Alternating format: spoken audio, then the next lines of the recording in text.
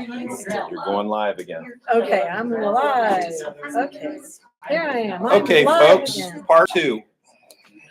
Part two. Here we go. I'm live again, and I was on the bus heading to Lubbock, Texas, and that was an interesting experience being on a bus. And then the program was fabulous. It was just wonderful. Studying all kinds of things, like Christian evidences to really ground me in the faith, and how we studied Hebrews and the Gospels, and Acts, and we just studied like so many things, and even mental health in the mission field. So then several of us went to Australia, and we were working with a church in Sydney, and it was a very interesting experience. We also had two joining us from New Zealand, because that particular group had disbanded. So, and then we had another gal come. So there was a few of us working with the church there. And so our study continued with three missionary couples who took turns teaching us things in the Bible. We also learned a study, like how to, study with people, to help them to become a Christian. And so we then studied with people's children, I guess, sort of like to practice and stuff. So it was a really fantastic experience. And then we organized a Bible camp. And then we went to another Bible camp that was already established. And that one was called the Blue Sky Bible Camp in the Blue Mountains west of Sydney, Australia. We arrived late Saturday. And the next day, of course, was Sunday. And we were all excited about visiting a local church that we had never visited before. It was just a little tiny church nestled in the woods. Only just a few families went there. And I'd never been there. I'd been to some of the other churches in the area, but I hadn't been to this one. So anyway, off to the showers I went to get ready, and I was by myself, alone on the ladies' side, and I could hear several men talking on the other side. There was this cement block wall, and way up above was this vent, and I could hear these men's voices on the other side. And then it sounded like there was only one over there. And somehow I was in this goofy mood, and I started to talk to this one person on the other side. And, I don't even know what we talked about. This has been such a long time, but we didn't say much, but it was pretty goofy of me to do that. So anyway, after getting ready, I was hunting for Stephen and Willie's car to go to the church. Stephen was the director of the camp that year, and Willie is Jerry, my husband, Jerry. It was his older sister. She was married to Stephen Randall. And Stephen Randall was the minister of the Canberra Church of Christ. So I was looking around for Stephen and Willie's car. And there was a car with a young man sitting in the back seat. And so I went over there and I said, "Do you know which car is Stephen and Willie's car?" And he goes, "Oh, this is the one." I thought, well, I'm not going to sit in the back seat with them. So I sat in the front seat. So we got to talking, and it didn't take very long before we realized that we were the two goofballs talking in the shower. Oh my goodness. So we had a lot of laughs about that one. And then we just kept talking, passing the time, waiting for Stephen and Willie to finally come to the car. And at the camp that whole week, we kind of ended up sitting together a lot. And so we were becoming friends. Now, my girlfriend, she said, "Why don't you go for him?" And it was like, no, he's kind of too young for me. And I'm just going to go home and like get involved with somebody in the United States. I won't fall for anybody here. So I thought, I do have an attraction. I was talking to myself. So I know I'll just play matchmaker. So I tried to fix him up with a couple of other girls that I saw at the camp that I thought, gee, they would look really nice together, But there didn't seem to be much chemistry happening there. So that one wasn't working. Then at the last day of the camp, my best girlfriend that was telling me to go for him, she was up the front and she had been elected the queen of the camp. And Jerry, my husband, was elected king of the camp, voted in by everybody. Everybody loved them both. And I was looking up there and thinking about those two. And I was thinking more about, yeah, he's kind of a pretty good guy because, wow, when we were at that little church nestled in the woods, he actually preached the sermon there that day. And I thought, wow, I mean, this guy is like self-taught. I mean, I've gone to like a school, but he hasn't. He has done this on his own, and he really commands authority and knows his Bible. And I was so impressed. So that began some more of a bit of an attraction for this person. And I found out that he had the ability to fly all the way around the country. And as long as he didn't go back to the one he'd just been at, he could go to different cities and fly all the way around Australia. And he was using that, I guess it was for young people. We can maybe ask him later how that worked out. But I thought, well, I'll ask him if he will stick around in Sydney for a week and maybe go on some Bible studies with me. So we went to a phone booth and he switched his plane plans. So he stayed with us for a week, and he stayed with two of the guys in the team that I was on. And then we went on Bible studies together and did various things with the church there.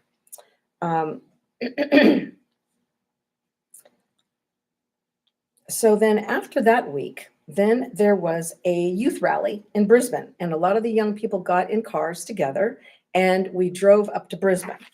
And it took us about 25 hours or so to go because we lost a few people along the way. We were trying to stay in a caravan and stay together. One guy was on a motorcycle and another car had gotten, both of those, another car got lost. So it took us a long time to make it up there. But it was a really cool experience. The young people were housed in various members in their homes, and they would cook for us. And it was just such an opening of hospitality. It was really a beautiful experience. And they had organized things for us to do. We would have lessons like in the morning, and then the afternoon, they'd take us to some really beautiful place. So that was a very interesting experience and growing experience. And there, Jerry taught a class. So I also continued to be very impressed with him that he did this as well. So after about 3 weeks together then, Jerry asked me if I would come to Perth and that he would organize a Bible camp over there. They hadn't had one, I don't think. And so he organized that, and together we would teach the young people the songs that we learned at the Blue Sky Bible Camp. And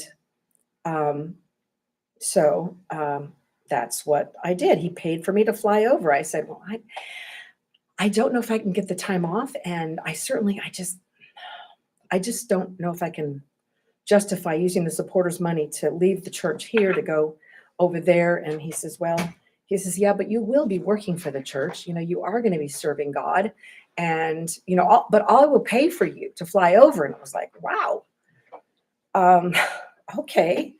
All right. So we made plans to do that. And so it was from January until April. April was when the camp was that I was going to go over there. And he wrote me letters like practically every single day. And we wrote back and forth and phone calls and everything. And so off I went and flew over to Perth, and I was given 10 days to be able to go over there and work with Jerry. And at the end of the 10 days, he asked me to marry him. And it was kind of quick. But anyway, I said, well, okay, but I think I need to have a ring. I don't want to go over there without a ring. So, okay. So we went racing around Perth, and we found a cute ring in a little shop. Some Hungarian guy and his son were working in, and, kind of like a homemade ring. That was really cute and special. Okay. So I went back and finished my workout with the church. And it was in April that we went. Yeah. And then when, which should be summertime for us, it was, I think, probably July or something, that I flew over to Perth then, after I finished my work with the church, and I lived with some friends of his, a young couple that didn't have kids yet. And then I stayed in their spare bedroom. And then later on, I went to his parents' house and stayed in his parents' house so that I could get to know them as well. After a few months then of being over there, there's a requirement of the program that if you get attached to somebody or you want to marry somebody or whatever, you have to come back and be separated from them, because you need to think things over. Like, what have you need to consider what you're doing. So that's what I did. I came back and we had a time of separation to think things over. And then Jerry came over after a couple of months and we got married. And after a couple of years of being married, we decided to start a family. And after falling pregnant, I had this dream, and I don't normally dream. I really only remember one other dream in my life, but this dream was very vivid, and it was that I was having two boys. And it seemed like that we were moving to a different place and that I would have a girl. And it was going to be like later. Well, this is really amazing to me because, like I said, I didn't ever remember any dreams. And this is before I had an ultrasound. So I really didn't know what was inside of me. But this is exactly what happened. I did have two boys, 2 years apart, plus 1 month. And years later, the company was moving here. And so we came here to Indiana. Well, when we were moving into our house, we couldn't find the birth control. So, and I thought, no problem. There's no way I could fall pregnant. It'd be absolutely impossible. So, but we did conceive. And was it prayer? Because, how God is working in our lives.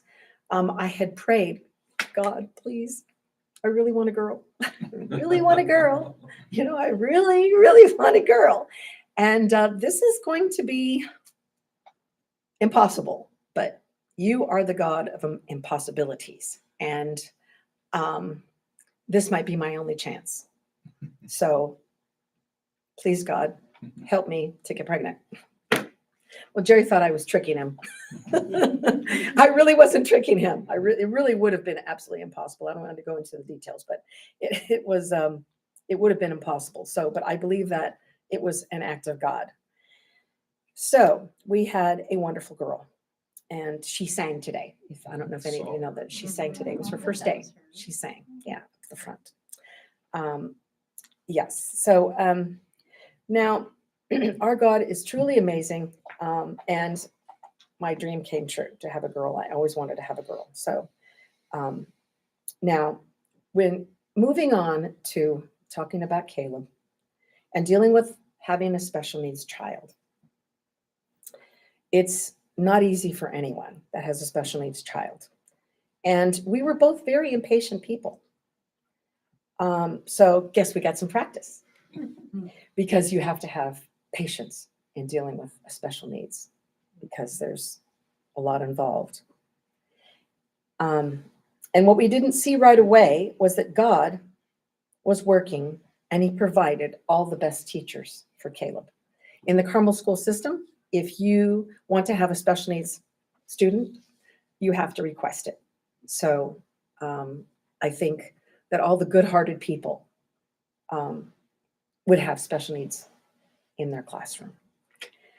So Caleb's milestones, every single thing was delayed. And just to let you know that we don't know why this happened. All we know and understand about it is that the umbilical cord was wrapped around his neck during pregnancy and delivery. And we're not really sure when he lost oxygen, but obviously he did. So every milestone was delayed. And he didn't say mom until Mother's Day at age 2, which was kind of amazing because really he wasn't talking. And he really didn't make any sense when he verbalized until like age 3. So I don't know. Was that like God giving me some kind of encouragement of some kind to hear mom, clear mom on Mother's Day? That was like, wow, so amazing. Now he was very weak physically. Many things were affected. His fine motor was affected, his gross motor was affected, and of course, the intellectual was affected. So we needed to begin many kinds of therapies. We began speech therapy, we began physical therapy, occupational therapy, and through this whole process, it was a lot on me, and it was wearing me out. It was an all-consuming job, so I wasn't working outside the home. I was angry with God. And I was angry with my parents. And I was angry with Jerry. And he was angry with me. And with all this anger building up through my 30s, it was building up into depression because any anger, if you don't deal with it, it comes inside of you and it doesn't leave and it causes a problem. I think, as I'm understanding it, it does some sort of something chemically in your brain. And sometimes you need help to get it turned around. So I started going on antidepressants in the early years of my 40s and trying to get some help. So this is why God says, don't let the sun go down on your anger, because you will hurt yourself and you will hurt your family. Anger must be dealt with. So that was quite a learning experience. Along came a Jewish friend in these preschool years for Caleb, another parent of a girl, and same age as Caleb. And she said that I need to get Caleb into a tutor. And my attitude was not very good. I thought she was kind of crazy. It's like, well, I'm doing all these other therapies. What is the point? I didn't tell her that. This was a hidden thought on my part. What is the point? I mean, probably won't really do anything anyway. Because really, when they're young like that, you can't see as a parent what they're capable of or what they can be capable of. And so it can be frightening and it can be dark. But she kept bugging me. She was relentless. And so I think God was working through her as well. Because finally I had to cave because she was not going to let up. So I said, okay, who are you using? And so I signed up to use the same person that she's using. It was another Jewish person, and she was a retired teacher, and she lived in Crooked Stick. She was amazing, absolutely amazing. Her basement, you come into the basement, and there's all these tables everywhere. Beautiful round tables like we have here, and they'd be filled with like candy, and another one would be filled with toys and games and Beanie Babies and, all kinds of things to entice the child to want to work. Hopefully there was something there that would motivate your child. So she had this point system, and she kept track of all these points, all these different points for all these different things, how you behave, if you're listening, that fact that you came. And so this friend also sent her daughter there. So besides all these therapies, now I was doing the tutoring, and that was like 3 times a week, half an hour session. And I would sit there in her living room or in my car or something and keep myself busy while Caleb was having his time with this teacher. So it was exhausting. And Caleb at that time, he didn't get potty trained until probably age 4 or 5. And he was still having accidents at 7. The muscle weakness. He even had a double hernia operation because of all the muscle weakness. Anyway, this wonderful teacher was such a blessing, such a blessing. And she began to teach him phonics, a little bit by little bit, every single week, just a little bit every week. And then I went over it at home. And this led Caleb to be able to actually learn how to read. Not very many special needs people do learn how to read. But he's read the Bible from front to back. And Praise there's God. adults Wow. that haven't even done that. Mhm. So Caleb has done amazing through all of this. The Holy Spirit gave me some other guidance as well. Music. And so I got all kinds of music for Caleb, music on tape, and he had his own little thingy, and he could go in his room and he could, whenever he felt like it, he could put music on for himself. And I had books on tape for him and all kinds of Christian music. Kiddie Christian music, adult Christian music. And he would go in there and he'd be in his room and he'd listen to all this Christian music. So all this good stuff was going into him. And he was feeding himself with all this goodness from the Lord. His brother in the bedroom next door would sometimes get sick of the Sesame Street music. Right. He'd wake up, it's like Saturday morning. Caleb is an early bird and he's listening to Sesame Street music, and Jared is waking up to Sesame Street. So it was hard, and I didn't realize that probably it would have been good for my other children to have some kind of therapy of some kind. It is a good idea, but we did not do that. So anyway, as we go on, Caleb remained at Carmel High School until age 21, when a program came from Ohio. And this, I think, is a God thing too. The teachers frantically, I don't know how they did it, but they managed to bring a program from the state of Ohio, and Caleb and this other girl from Carmel High School were the first two selected for this program called Project Search. And it was being held at a local hospital here in Carmel. It was a program to run the whole entire school year, and it's done the last year that they're allowed to stay in high school. So from 21 to 22, he would be in this program. It was held at the hospital, and it's a job training program.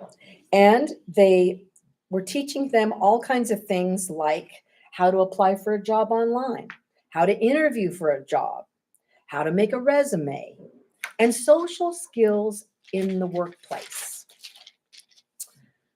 And there was 3 job training sessions in 3 different departments there at the hospital. And on the last rotation was the food and nutrition department. And I came one day to visit to see how things were going along for Caleb. This was prompted by the Holy Spirit. There was that thought again that came in my head. Gee, why don't you go down and see how things are going in the program? And so I went. And when I got there in the department, his supervisor approached me and she said, "Have I got some stories for you?" We are very happy with Caleb here. I give him jobs to do and he does them very well. And when he finishes, he picks up the broom and he starts sweeping because there's all kinds of food particles all over the floor. People are cutting and chopping and they never clean up after themselves. So Caleb starts to sweep. So one day, in seeing Caleb sweep up after he had finished the job I'd given him, I said to the other workers, "I want your attention here. How come the rest of you don't sweep up like Caleb when your job is done?" Ooh, they're busted. She continued to pour out stories of how she hated to come to work each day. Everyone was always fighting and complaining. It was so uncomfortable. I hated my job, she said. Well, Caleb comes along and he has changed the whole environment of our department. When Caleb sees people fighting or complaining, he says, "You're busted. You can't talk like that to each other. Well, that's not very nice. You just don't do that." And they would say nothing, because they're kind of like in shock because people don't normally talk to people like that, but they can't argue because Caleb's right. "Why, Caleb," she said, even caught our boss of the department. He had his broom and he was going past, and he overheard what was happening. He was correcting somebody right out in the open. And he said, "You were busted. You shouldn't be talking to them out here. Why, you should be in your office where it's private." Who speaks to your boss like that? Who would dare to even speak to them in any way, shape, or form about anything like that? Well, no one does. But Caleb does. And he gets away with it because he's telling the truth. And he really isn't mean about it. He just is very bold and frank and honest. So she says, and she continues with her story, "We've all taken a vote. We, the whole department, loves Caleb, and we want him to stay. We don't want this to just be temporary. We want him to be working here every day. Everybody is getting along now, and they're being so polite to one another. And I really like my job now. I like coming to work. It's great. I love it. He just has changed this whole place."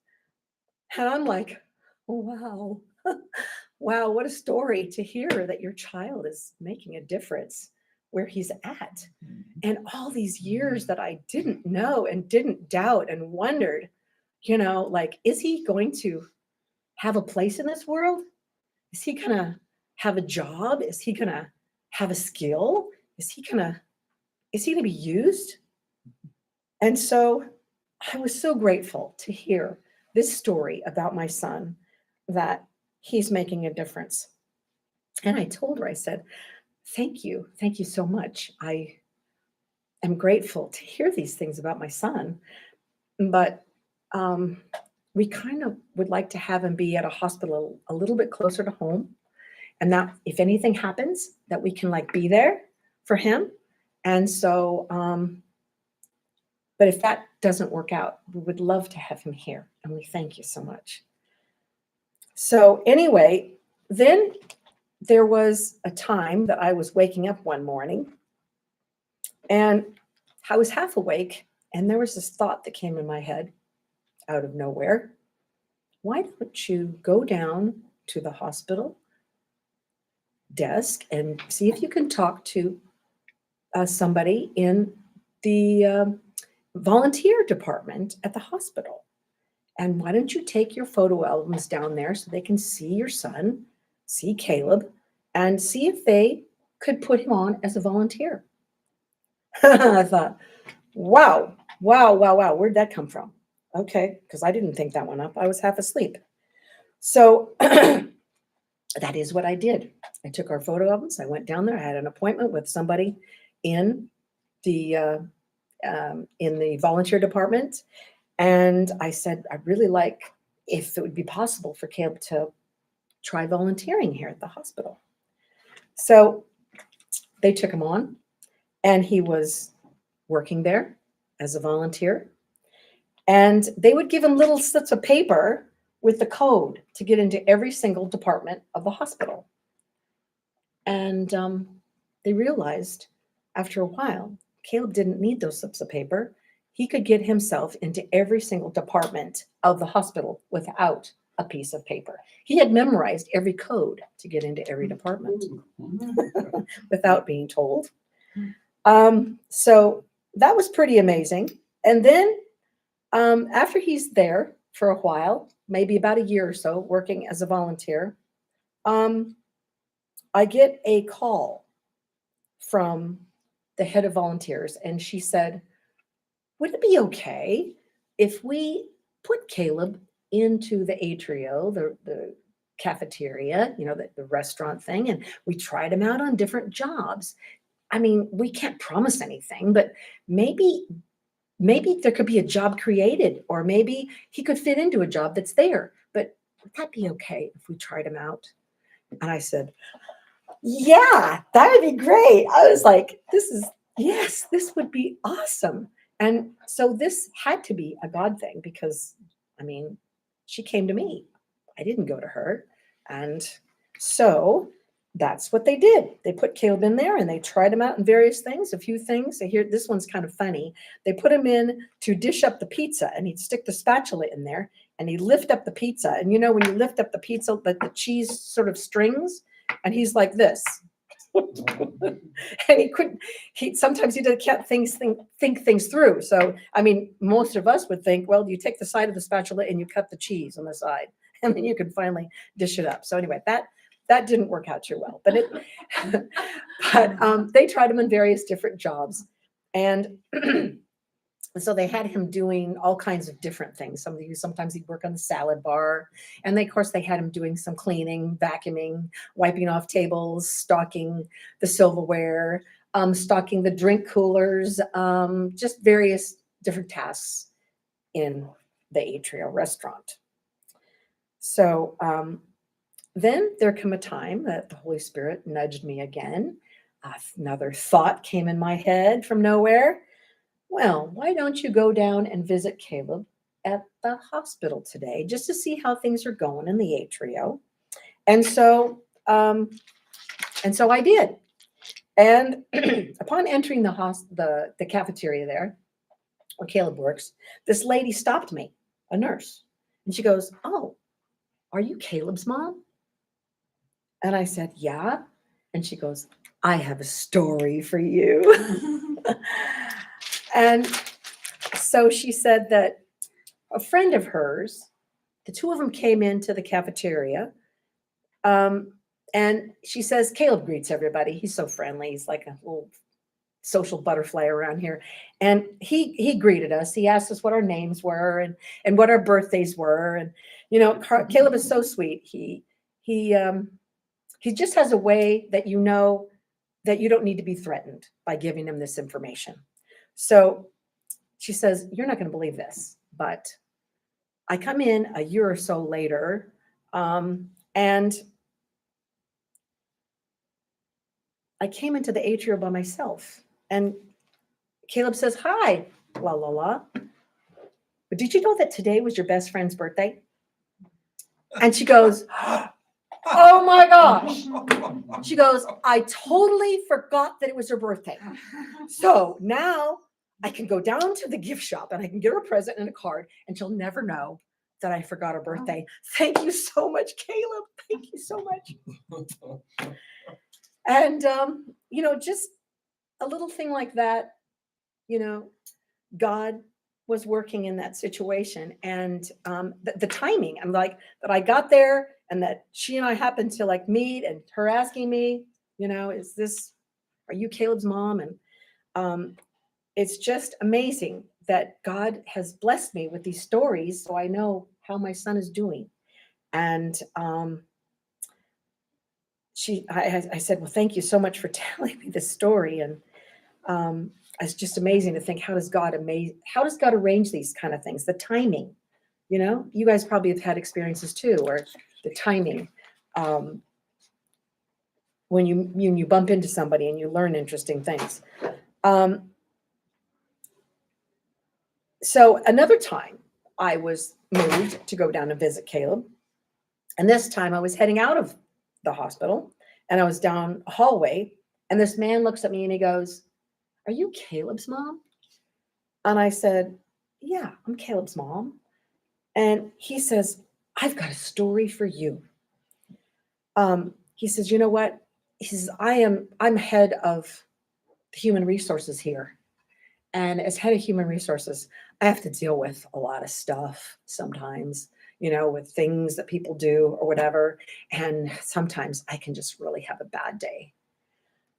Things sometimes get crazy even.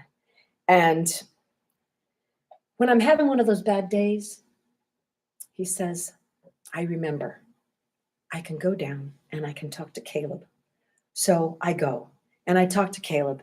And after I talked to Caleb for a while, he said, "I just feel so much better and I can go back and I can do my job." I was like, wow. I'm thinking to myself, the head of human resources, I mean, he has something to do maybe with people getting hired and fired and all kinds of things. And he's moved by my son. It was pretty amazing to hear that. Yeah, so he says, just having a chat with Caleb makes me feel so much better, and I can handle my struggles, and I can finish my day. So the next thing I'm going to tell you is a little sad, and it was hurtful for us. The church that we came from, we came there when our first one was 5 and Caleb was 3. And we have been there ever since, like, we've only been here like a year and 4 months or something. So we spent a lot of years there. And when we had come, from California, there was 2 youth ministers in the time that we were there. And during this time, the first one, he never really made any special effort to do anything with Caleb. And the second one, we thought, well, we'll give him a prompt. We said, that you can do stuff with Caleb, and special needs people can get into free from several events in the city here. And he does work at the theater right now on Saturdays. And so he can also get you into free, and the 2 of you could go to the movies together. So that'd be kind of fun.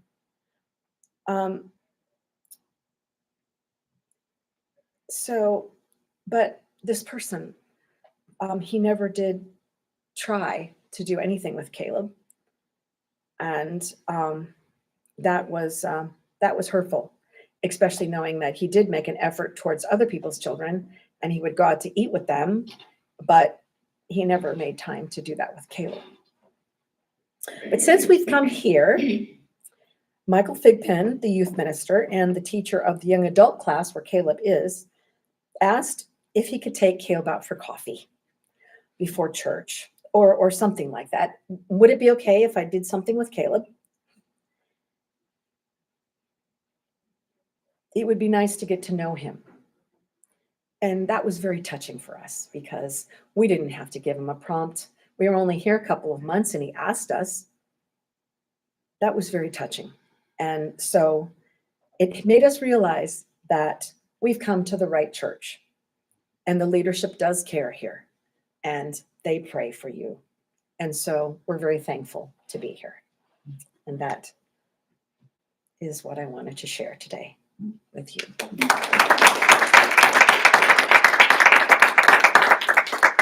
So I don't know if you have any questions or anything, because sometimes I think I was losing my track of thought. So if anybody has any questions for either of us, that would be okay too. How long have you guys been married? Is it 46 years? Since December of 82. Yeah, 43.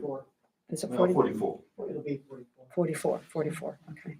Yeah. So yeah, it hasn't always been easy. Like I said, I was angry with God, and then I was angry with my parents, going through the period, where you get mad about everything your parents did and you blame them and everything. And so, you go through all these things and you try to get over it. And then you realize your parents did the best that you could, just like we all try to do the best that we can in raising our children. Yeah. And we don't always do things perfect, but we try to do the best we can. Yeah. Well, thank you, Karen. Appreciate it very much. Thank you. Yeah. We'll have a word of prayer and we'll turn you loose. Dear Lord, thank you for the DeBoers. Thank you for leading them here to us. They add so much to our class. Thank you for Karen's testimony today. And just the amazing way that you have guided their life, guided their children. And you just pray that you would continue to do so. Be with us as we go into our week. Help us to glorify you with what we do and say. That's just your name, man.